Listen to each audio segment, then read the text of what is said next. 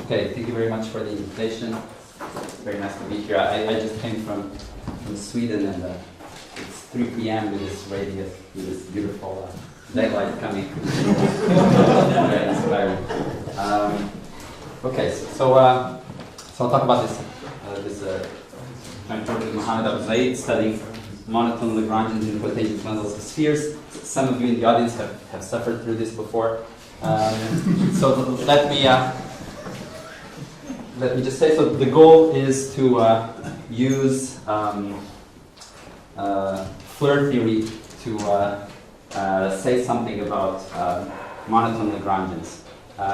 So let me just give a quick outline of what I'm going to tell you. So I'll start with the intro and the results. Then I'll tell you about the monotone wrapped Fukaya category. Then I'll talk about categories and modules.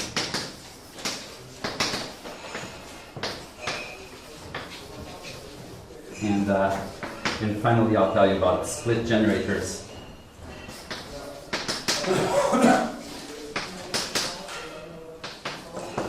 And Lagrangians.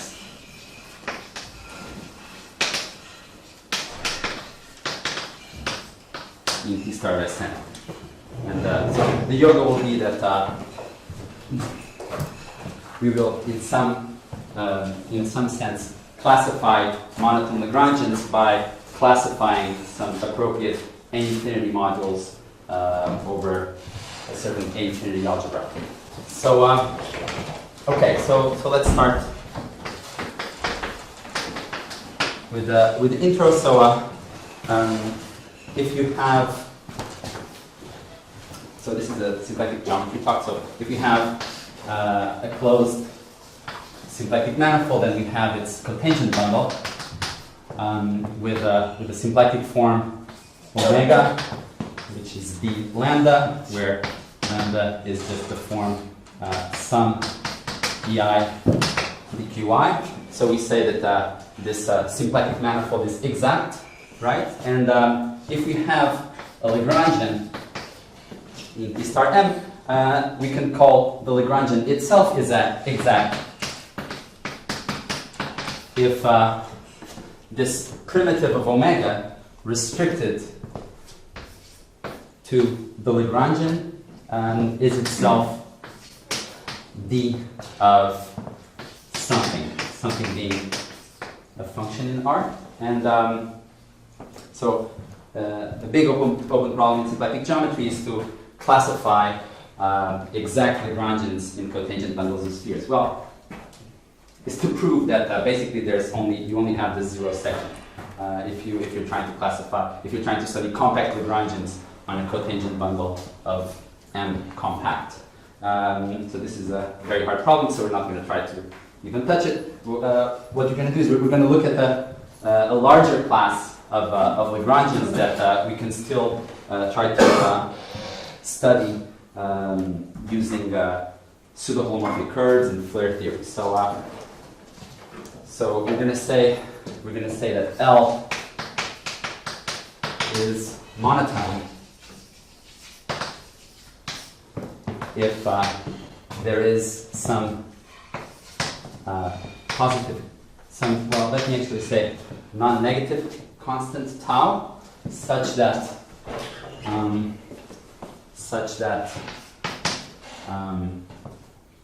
mu, well, let me say omega is equal to tau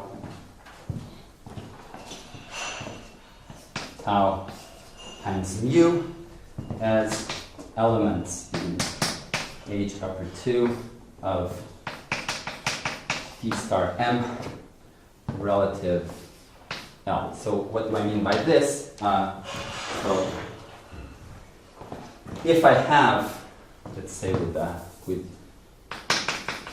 real coefficients, so if I have, so I'm going to think of this as something that eats a disk in T star of M with boundary in L. Okay, if I have a disk in T star of M with boundary in L, I can apply omega to it by computing its symplectic area, right? Another thing I can do is I can look at the boundary of this disk.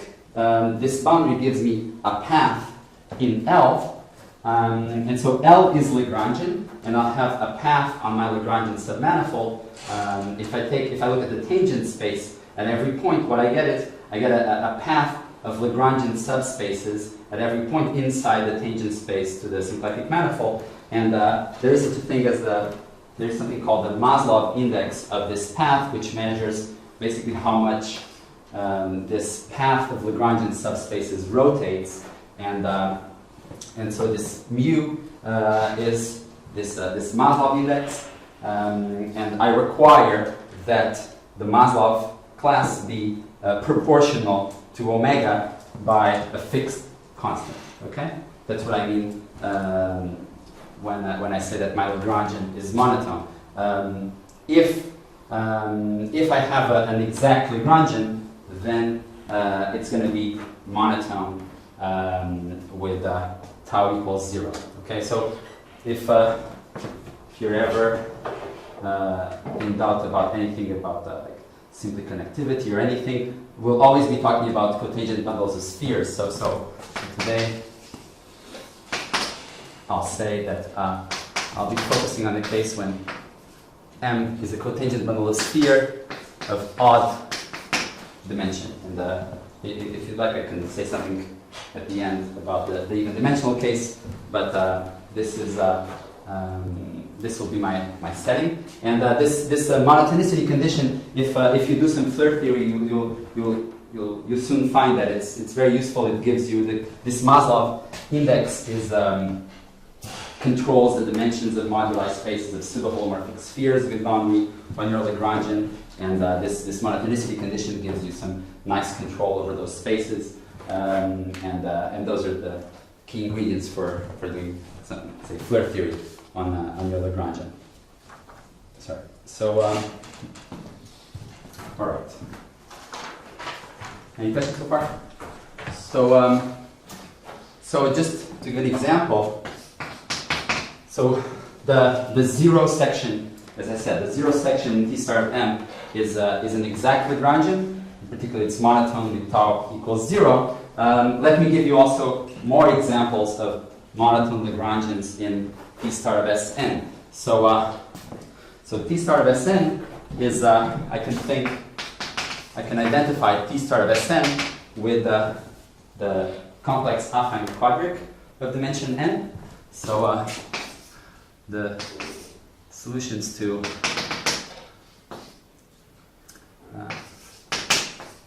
zi squared, say, equals 1.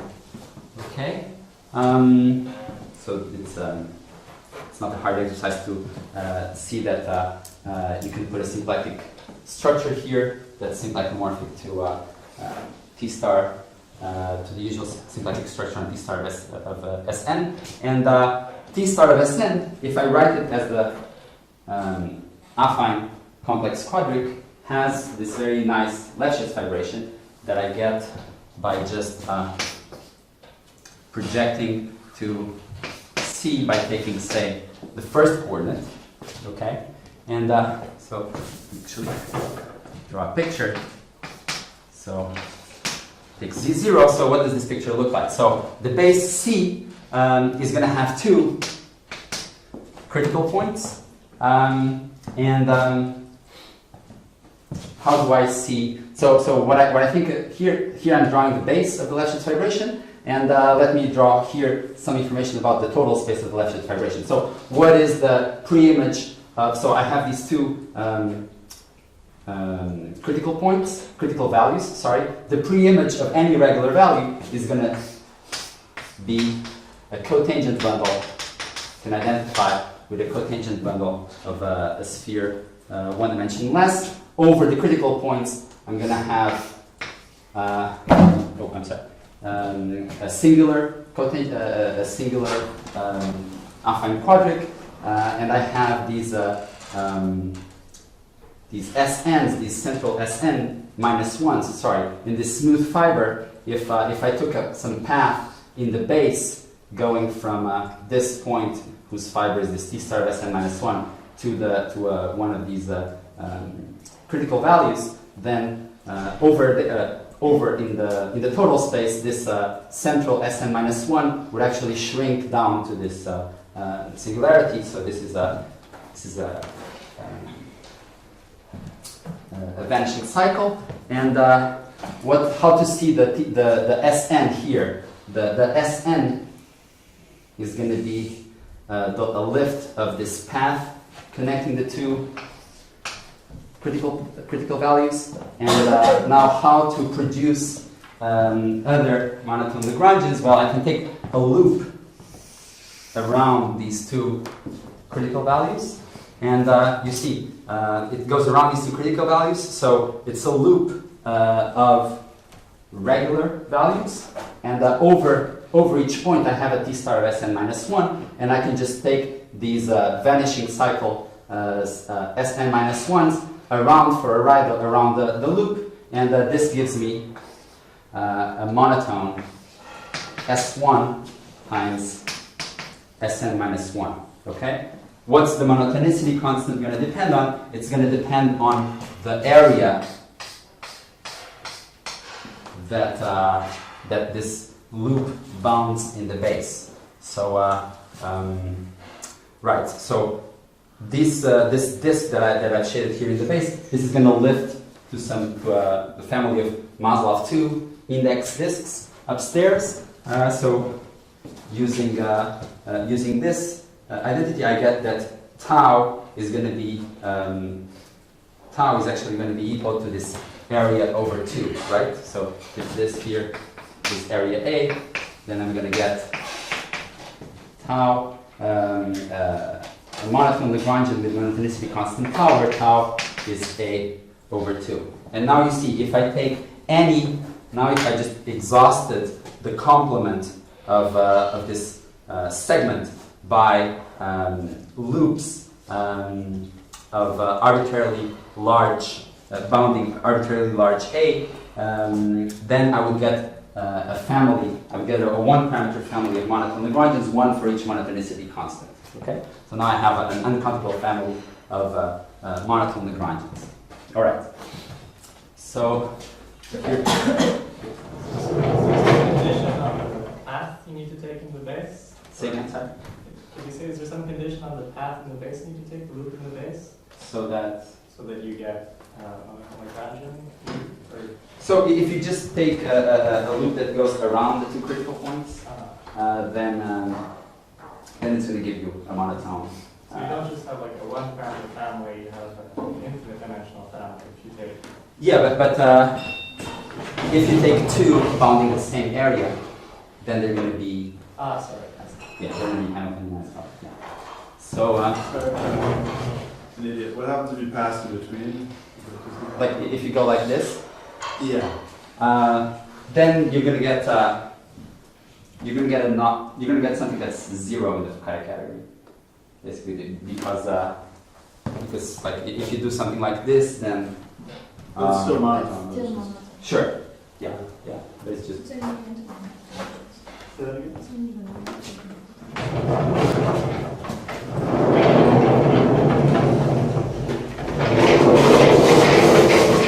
Okay, so that's that. So now what I want to try to convince you of is that basically these are all the relevant monotone Lagrangians in T star of Sn. So let me state the result like this. So n is odd. My dimension is odd at least 3, and I'm going to take a Lagrangian here. It's closed, orientable,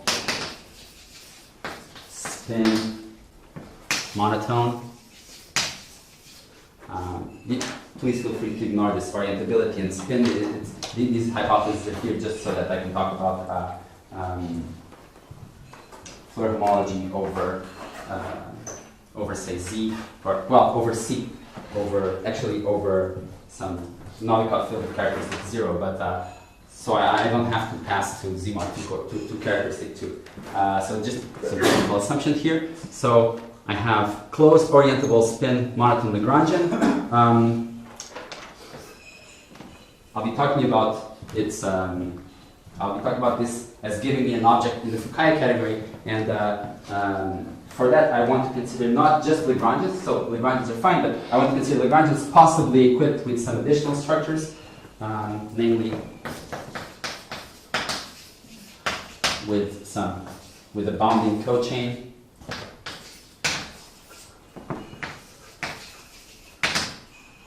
Yesterday we went to the definition of a weak bounding cochain. Here we let's take a bounding cochain so that this sum of mi's of B are 0, and rank 1 unitary local system. So just think of these as some additional data that you can use to deform your Lagrangian, your object in the Fukaya category.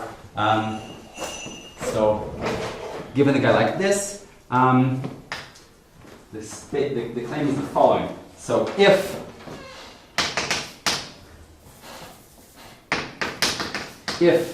it is non-trivial from Floer's point of view, so if it's Floer homology, Floer cohomology is non-zero, then one of two things happens. So either it's Floer homology, Floer cohomology, with the 0 section, possibly equipped with some bounding cochain. Again, feel free to ignore this. Is non-trivial, in which case L is Hamiltonian, is not Hamiltonian displaceable.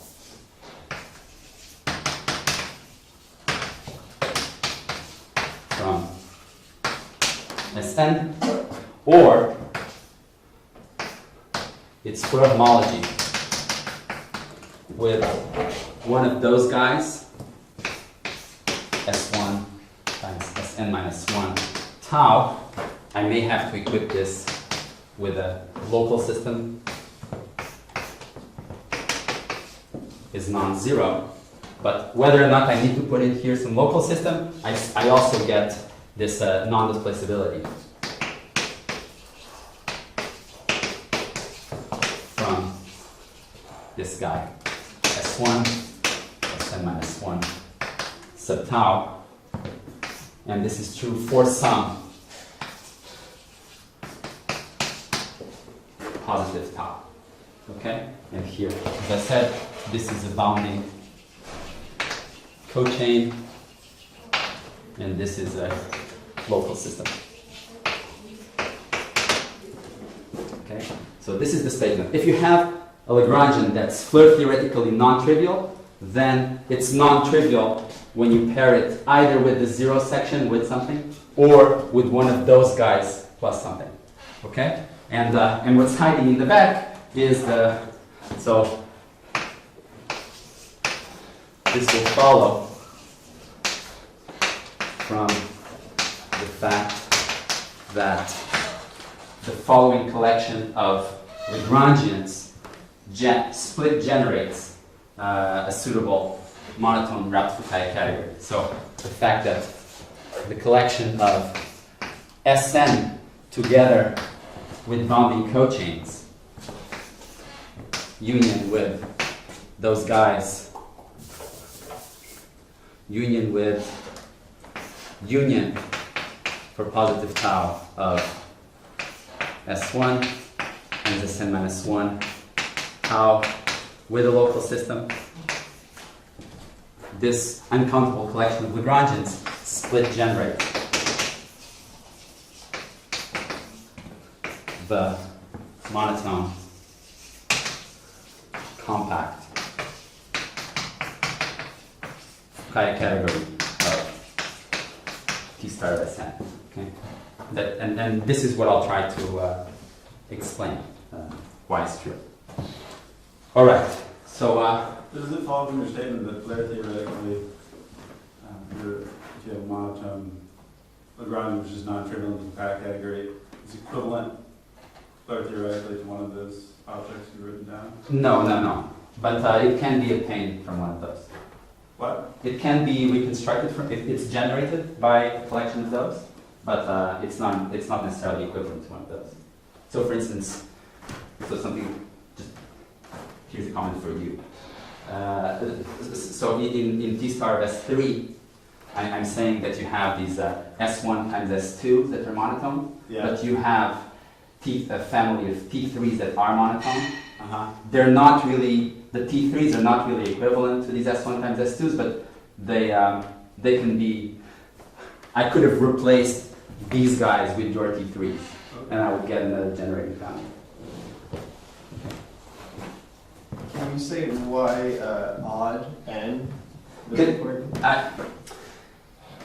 I can. Can I say that at the end? Is that okay? Yeah. Thanks. I'm not only dodging your question. It's just that I'm going to say something eventually that will.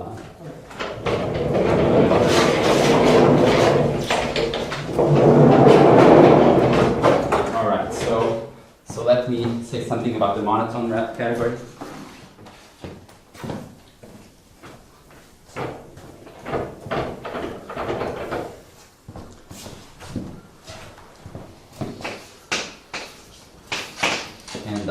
Going to be very vague. So one thing that's important is to be clear about what coefficients we use. So we're going to work. So we're going to work over the Novikov field.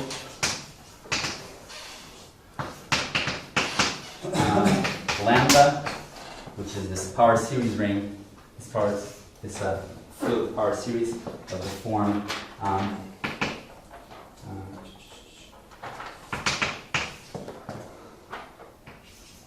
I, t to the power lambda I, such that the AI are complex numbers. So this is a Novikov field over complex numbers. The lambda I are real numbers, and they're going to run off to infinity as I goes to infinity. Okay, this is the Novikov field. We're going to be doing Floer theory. The reason we want a Novikov field is we want some way, when we write down Floer operations, we want some way of keeping track of the energy of the symplectic area of our holomorphic curves. They're going to show up, and that's where this lambda is going to be useful. It's also, if I have time, I'll make a comment related to the fact that this guy, lambda, has a valuation from into R that just takes something like this to the min of the i's, the min of the set of lambda i's, such that AI is not equal to 0. So here I can even assume that the lambda I is bigger, and the I plus 1 is bigger than lambda I. I can assume that these lambda i's are ordered, and I just take the minimum of the non-trivial guys. Okay, so this is technical. Let me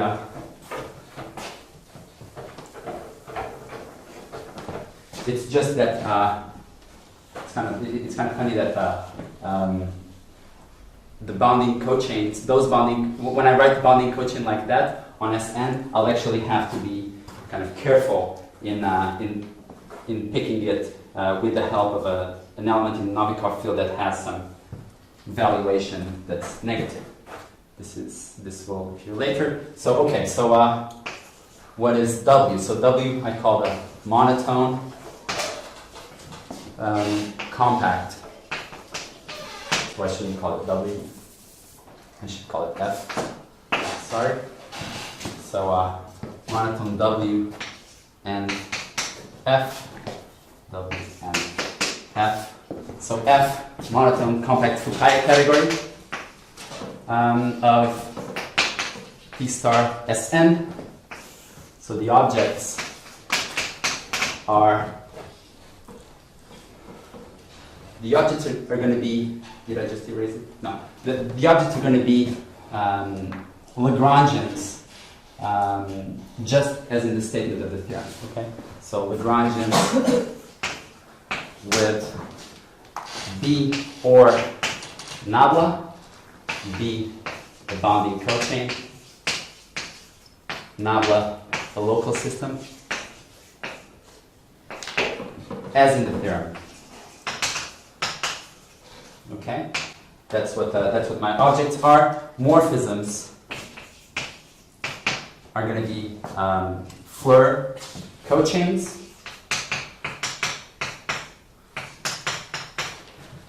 So if you haven't seen, well, you've seen this yesterday. So if I give you two Lagrangians, L0 and L1, I can associate a chain complex that's generated by intersection points and whose differential counts pseudo-homomorphic strips from connecting intersection points. Okay.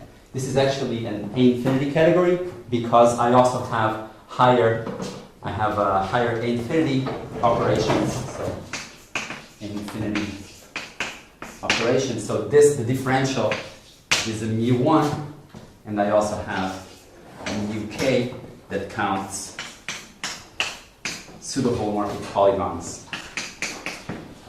whose edges are mapping to Lagrangians and whose vertices are going to be asymptotic to intersection points.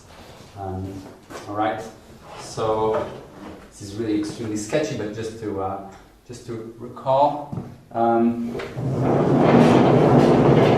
do you have an A0? Do you allow A0s? Do I allow M0? So as it turns out, so you can either put as an assumption in our theorem that we only allow case M0 equals 0, or you can quote some eventually coming work of Fukaya, Monotone and Abouzaid, in which they actually can show that at least in this case, all non-trivial, Floer-theoretically non-trivial Lagrangians have M0 equals 0. This is really not an obvious statement, but and we're not even going to say anything about it. We can just either put it as an assumption or quote their work. All right. So now this, what I wrote here makes a little bit more sense. Now I have this category, and the claim is that this collection of two types of objects is going to split generate that category. Okay. In order to prove that, we need to enlarge this compact category a little bit by allowing also some non-compact Lagrangians. Actually, we only need to add in one. So, well, let's say that let's call W the wrapped Fukaya category. The wrapped monotone Fukaya category, where the objects are the same as in the compact Fukaya category, plus a cotangent fiber. Okay, I'm going to put in by hand one cotangent fiber. Okay, and about morphisms. Well, the morphisms are going to be again Floer chain complexes if I put in any two Lagrangians, except if the two Lagrangians that I choose, if I'm so unlucky that I happen to choose both of these Lagrangians to be that cotangent fiber. And in that case, what I need to do is a little bit technical. This is called the wrapped category, because what I need to do is I'm going to pick some Hamiltonian on T star of S10 that grows actually fast at infinity, and then I'm going to take not just I'm going to take not Floer chains between the fiber and itself, but I'm going to take Floer chains between the fiber and the result of wrapping it by the Hamiltonian flow of this rapidly growing Hamiltonian. And what's going to happen is that if this Hamiltonian that's rapidly growing is going to produce actually infinitely many intersections of the flow of the fiber with the fiber itself. So the wrapped Floer homology of a fiber with itself is actually going to be quite rich. So same as above, except that Ham from the fiber itself is going to be wrapped Floer cochains. Wrapped Floer cochains using Hamiltonian that grows fast at infinity.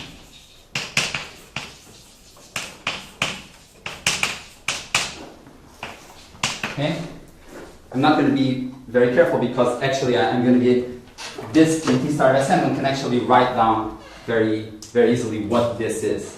So just say also that mu k's are as above, with the proviso that if you were taking some mu k where two of the Lagrangians are copies of F, then I'm going to need to use again this rapidly growing Hamiltonian. All right, so that's that. Sorry. So, any questions at this point? Could you try to play your game, instead of using the wrapped category, use like an infinite rank local system on the zero section? And, yeah, but I haven't done it the problem yet. So you can probably try to try to emulate the fiber by putting some local system, like some loops, another loop state or something like this. Yeah. It's easier than that, though. You just do it because of the wall. Mm-hmm. Sure. Yeah. So, okay. Yeah. So the reason that I'm enlarging the category that I'm actually going to be interested in is that there's this result of Abouzaid's. He proved this for the exact Fukaya category, but one can extend the argument to the category that also includes these compact monotone Lagrangians. The statement is that F generates the wrapped Fukaya category. Okay? So I don't know yet how to generate the category, the compact category that I'm interested in, but when I introduced the fiber and I allowed it to have these very rich morphism spaces, then I get something that's so rich that it actually generates the entire wrapped category. Okay, and this is what I'm going to be using to classify objects in that compact category. Generates is the same generates as you had in your main theorem? Or? Well, in the theorem we need split generation. Here it's actually generation. Okay. Yeah. So, different things. Yeah, different things. So when I say it split generates, I need to allow for direct sum ends. If I have, yeah, right. If I need to be allowed to take direct sum ends of objects, whereas for the fiber generation result, I don't need to do that. Just generates a triangulated category. All right. So I have this. In particular, if you're not too keen on generating blah blah blah, you can.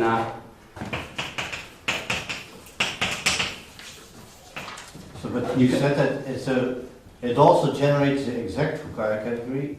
Yeah. And it generates the monotone Fukaya category, or are they then the same? Well. Or do the exact you can generate the monotone? It's a little bit.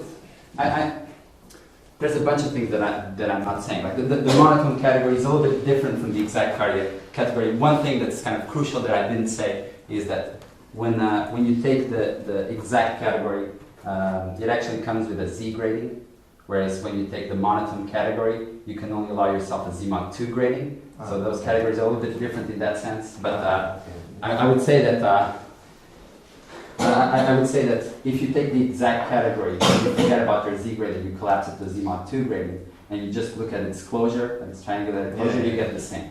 Okay. Yeah. Okay. But yeah, thanks. So this is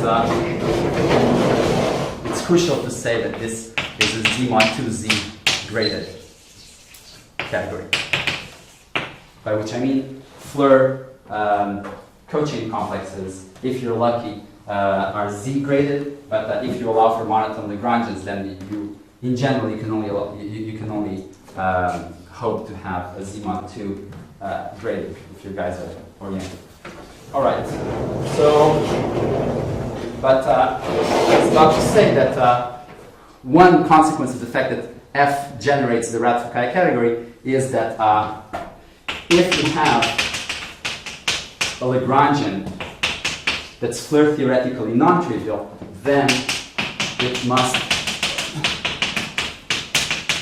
be non-trivial against the generator. Okay, so if in particular, if you have some Lagrangian in your cotangent bundle that does not intersect this fiber, then you know that it's going to be, well, this is going to be 0, and you know that it's going to have to be Floer-theoretically trivial. Okay, just in case you have no intuition for what generation means. All right. So, okay. So now let me talk a bit about categories and modules.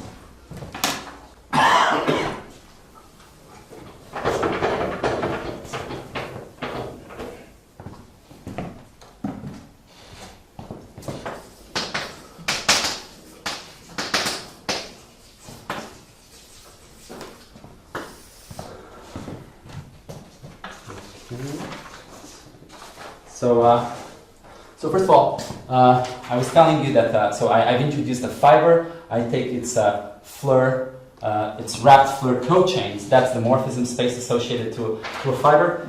Actually, so let me denote by script A this A infinity algebra, and let me denote by non-script A its cohomology. And so a result of Abandandolo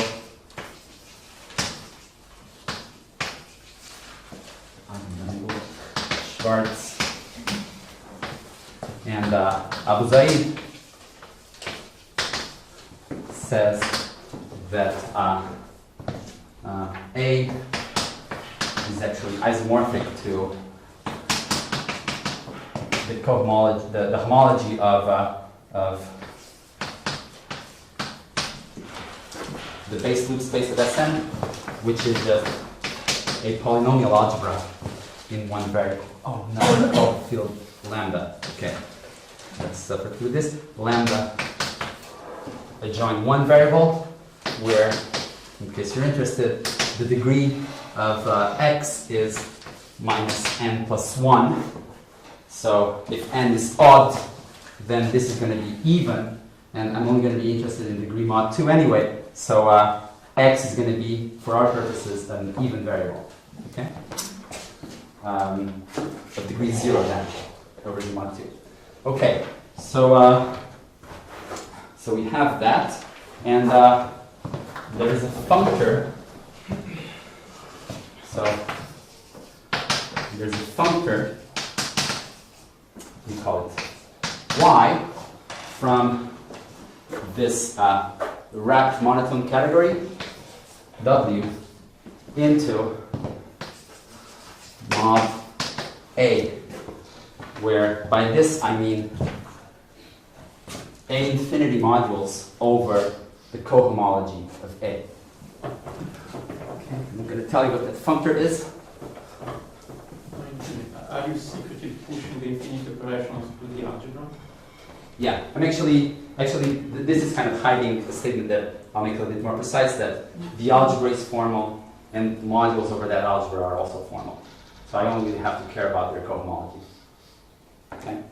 This is kind of a, this is a, like, I understand that if you know something, then this is a confusing way of phrasing this. I should have started with the unit embedding into modules over script A, but okay, I'll say some more about this. I'm sorry if you find this a little bit like confusingly, maybe confusingly simplifying statement.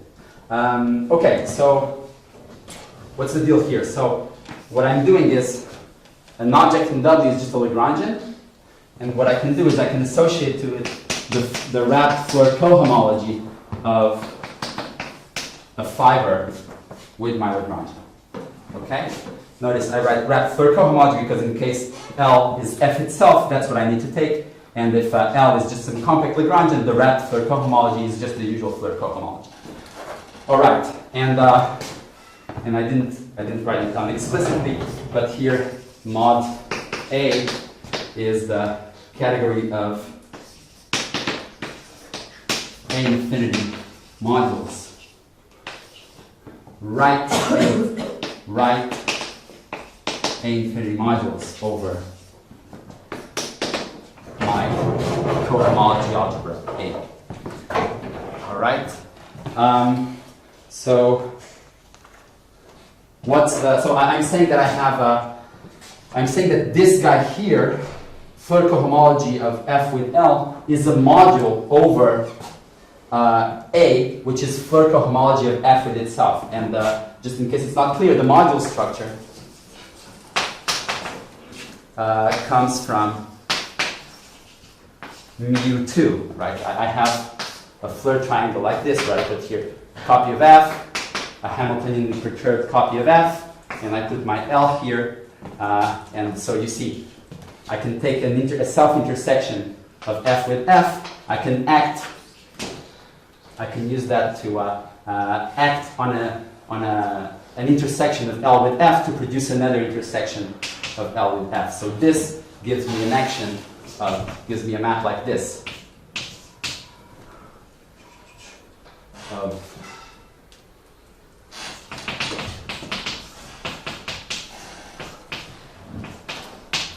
F to homology of F with L. So I get my module structure. Yes?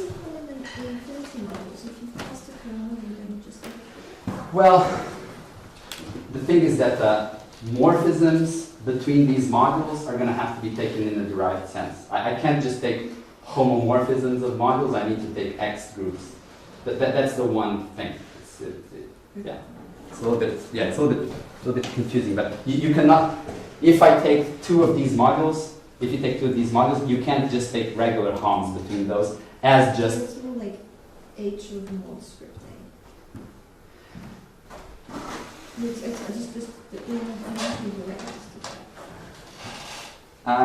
You're saying it's more like H of mod script A? Sure, but I also want to, when I write it like this, I'm also trying to convey the idea that A itself is formal. So I can also just take modules over A and not script A. Modules over A are going to recover all modules over script A. And actually just the cohomologies, those cohomologies of those modules are going to be enough to recover all. All right. So, okay, so all I've said is that I have a functor from my monotone wrap category to modules over the cohomology, A infinity modules over the cohomology, and the statement, the proposition here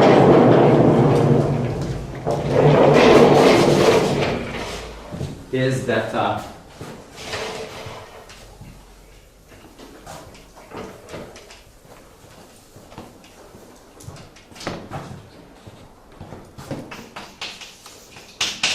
Y is cohomologically fully faithful. And if you don't know what this means, just interpret this as saying that if you understand mod A, then you understand W. So the way we're going to use this is we're going to use So we're not just going to take mod A on the nose because we're only going to be interested in compact Lagrangians. So we're actually going to pass to a category of proper modules. But the fact that we get a cohomologically fully faithful functor is going to enable us to find generators of the right side that come from some guys on the left side and conclude that those guys on the left side are generators. I'm going to get to that in a moment. Let me just say something here brief about the proof.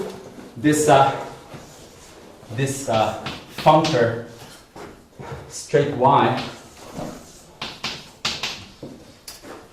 factors through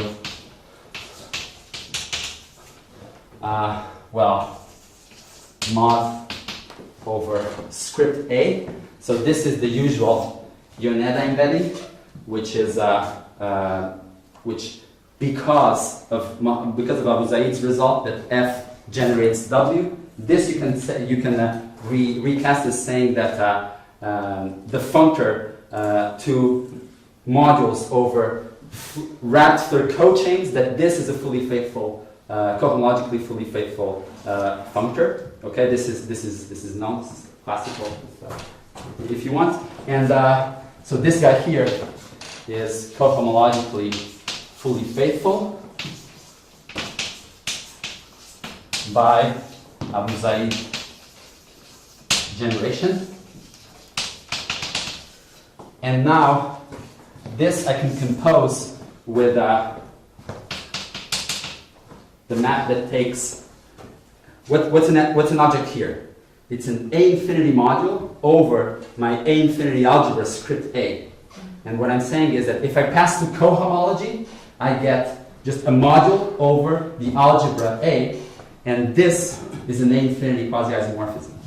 This is an A infinity isomorphism, and this statement is hiding this statement is hiding a bunch of formality statements. So what I'm saying is that the algebra script A, the A infinity algebra script A itself is formal, so it's A infinity isomorphic to its cohomology, and you can also soup that up, the proof of that up to show that if you have an A infinity, because script A is A infinity isomorphic to A, you can replace modules over script A with modules over A. But also we can prove that any A infinity module over script A is also formal, in the sense that if you have an A infinity module over A, you pass through its cohomology and you don't really lose information. That cohomology module is equivalent to the module you started with. So that's why I can claim that passing to cohomology actually hits everything. Who proved this formality result? Say again? Who proved this formality result? We are writing the proof. I'm not knowledgeable enough. A loop space of spheres or something very well studied. Sure. Yes. So I would say that the formality of the algebra, I'm sure is known. Sorry. It just follows immediately from rational homotopy theory. You get that. Rational homotopy theory gives you the right-hand side, basically, in this case. Right. Because the homotopy groups are using, Yeah. So I don't know of reference to the statement that modules are also formal, but I would really not be surprised if it's wrong. In this case, it's the DGA of the not. So you really have one record, which is the X. The not. Well, if you prove a bunch of things which are not, if you prove a bunch of proofs which are not true. So the Sullivan rational homotopy theory. Okay. So all right. So this is what I wanted to say about the proof of this. So this here is having some formality. So now what I'm going to do is back to the compact Fukaya category. If I have a compact Lagrangian and I intersect it with the cotangent fiber, because this guy is compact, if I have a transverse intersection, this intersection is going to happen at finitely many points. So when I pass the cohomology, I'm going to get a finite dimensional cohomology. So I can restrict my functor y to compact y from my monotone compact category to proper modules over A. Okay, these guys here are proper modules. Finite dimensional cohomology, and this proposition will imply that this is also a fully faithful embedding, cohomologically fully faithful. So if I want to find split generators for the left side, it's enough for me to find split generators of the right side. If I have a collection of L alphas such that the collection of Y of L alphas split generates proper modules over A, then the collection L alpha generates F. Okay. So now I'm going to work on finding generators for the right side. And then I'm going to try to argue that those Lagrangians that are in the statement of the theorem, when I apply Y to them, I'm going to get split generators based on my knowledge of generators. All right. So that's going to be part 4.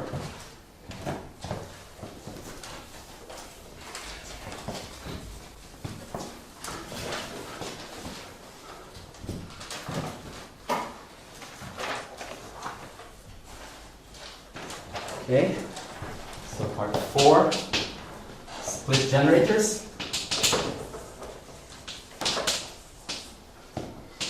So I want to find split generators for my right side. What's my right side? The category of proper modules over A.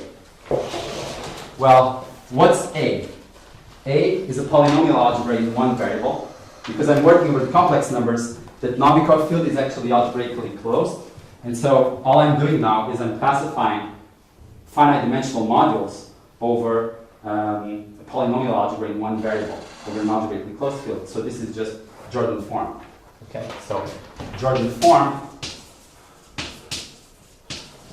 implies that proposition 2, that proper modules over A are generated by S alpha. What are the S alphas? So where S alpha is the one-dimensional lambda module, the lambda vector space of rank 1, where lambda, what am I doing? No, sorry, where I want modules over A. So remember, A is just a polynomial algebra in one variable. It's very unfortunate that I called the field lambda. Nothing to do with exterior algebras here. Sorry about that. So what do I have to do? I have to tell how does X act on a one-dimensional an element of a one-dimensional vector space. It just acts by multiplication by alpha. Okay?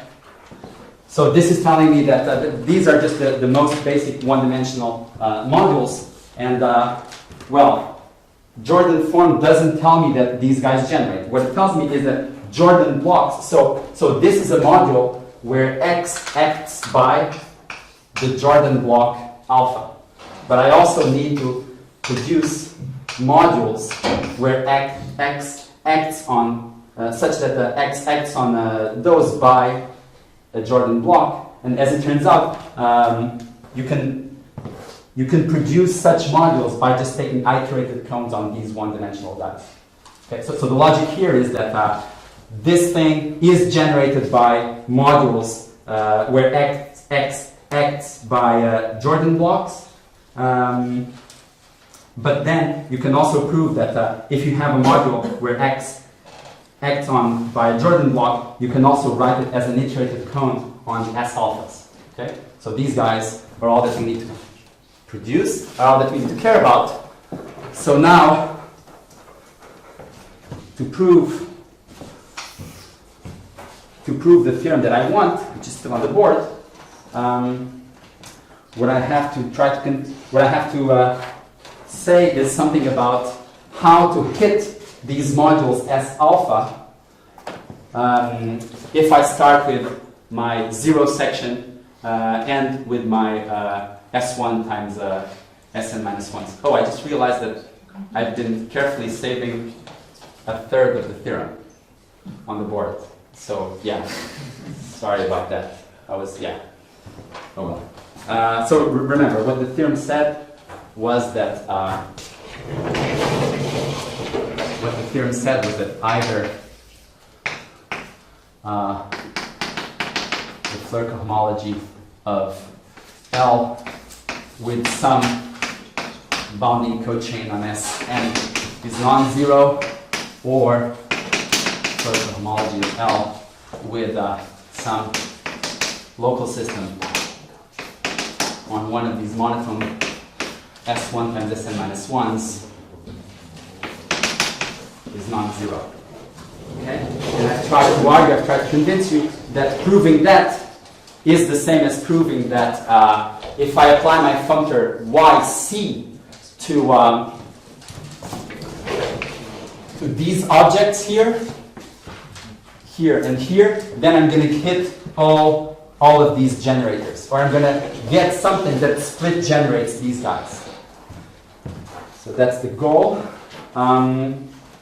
Okay, so, and then, okay, it's going to be a little bit anticlimactic. Let me just state that as proposition 3. So what I've done so far was algebra, and then what I won't have time to do is the symplectic geometry of how does the fiber act on the SNs and the S1 times Sn minus 1 taus. Okay, so what I ask you to take on faith is the following statement that is the following that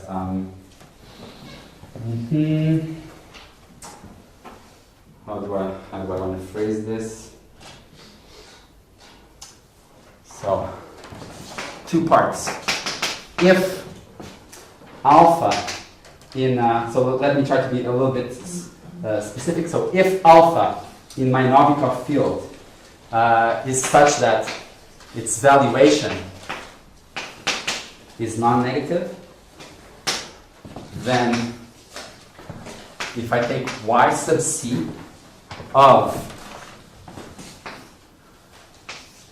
Sn equipped with a bounding cochain of the following form. So what's a bounding cochain? If you remember, it's going to be just some Floer cochain of degree 1 satisfying a certain equation. Here we've collapsed our gradient to z mod 2, so we want an odd degree Floer cochain. So what I can do is I can take the Poincare dual of a point. It's going to give me something in degree n, which is odd, so I'm cool. And I multiply that by my element alpha. And this is the S alpha. So I recover half of the generators by taking a bounding cochain on Sn associated to an element in the field of valuation non-negative. So now I need to get my hand on the negative valuation guys. So that's going to be proposition 4. Okay, that was the second bullet point. How do I want to put this? So given alpha in lambda such that, okay, now I'm going to make a mess. Let me put it like this. The collection, well, if I take y sub c of S1 times Sn sub tau with this, then I get, so this is the rank 2 module over A given by the Jordan block t to the minus 2 tau 0, t to the minus 2 tau 1, okay, and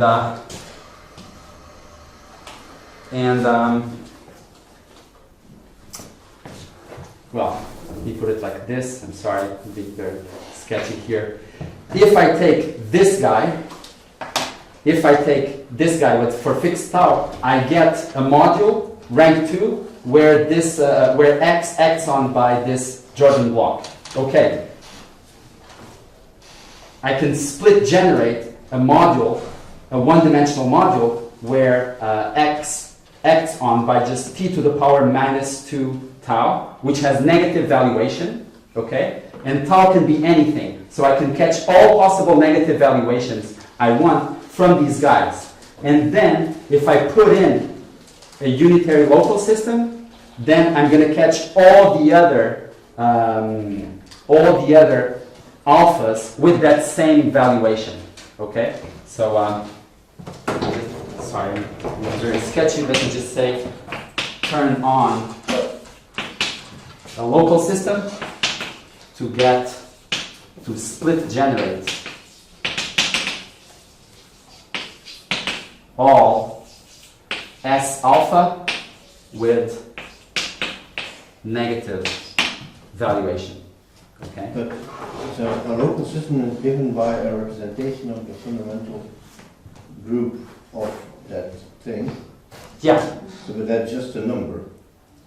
Well, you can think of that, but I'm using Novikov field coefficients. So it's a unitary element. You can think of that as a unitary element in the Novikov field. Okay. Okay. So yes. So if you think in complex geometry terms, then if I change my t, I change my radius in spec of like in the Novikov line, and then I get the unit circle by turning on a local system. Okay. So sorry. Here at the end, it's got a little bit out of control, but the idea is that I cut all my elements of non-negative valuation by putting bounding cochains of a very specific form on Sn, and then I catch all the elements with all the modules with negative valuation. I split generate them by turning on local systems on these one-parameter families of monotone Lagrangians.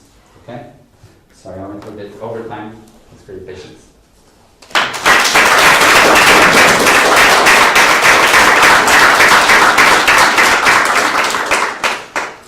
Any more questions? Can you explain about this bounding cochain on Sn? I thought a bounding cochain was supposed to be like a degree 1 element, but here it's just. But the thing, so what is it? But here, no, it's not degree 0 because I'm using cohomology, so it's going to be an element in degree n, which is odd. Okay.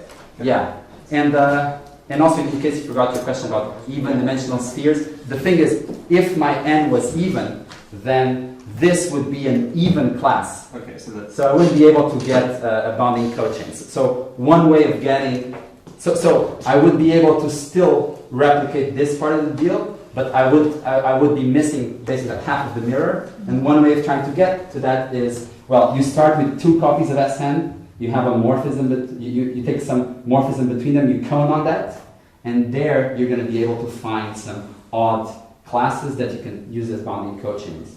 And those guys will split generate this. And from that kind of algebraic statement, you can still recover the fact that if your Lagrangian is non-trivial against this complicated cone thing, then your Lagrangian is still going to be non-displaceable from the zero section. Okay? So this thing is still going to be supported on the zero section. So the symplectic non-displaceability statement is going to be the same in all dimension, even or odd. Yes? So does it follow from this that once you know the tau or the monotonicity of your Lagrangian, you know basically which thing is non-displaceable from? Yeah, I wish, but I don't know. So here's something I don't know how to prove. If I give you a Lagrangian with monotonicity tau, can you construct it just in terms of S1 times Sn minus 1 tau with local systems? I don't know. It sort of seems from your proof that like there's no morphisms between the S alpha for different alpha, right? So if you're kind of orthogonal to each other. Well, but I'm not entirely sure, just by knowing the monotonicity, I'm not entirely sure. I don't know that I have enough control over the module that this thing gives me. I'm not sure. I just don't know how to prove that under this Yoneda embedding, I get something that's recoverable only in terms of S alpha for that same alpha. That's what I don't know. So I think we can thank the speaker again and go for tea.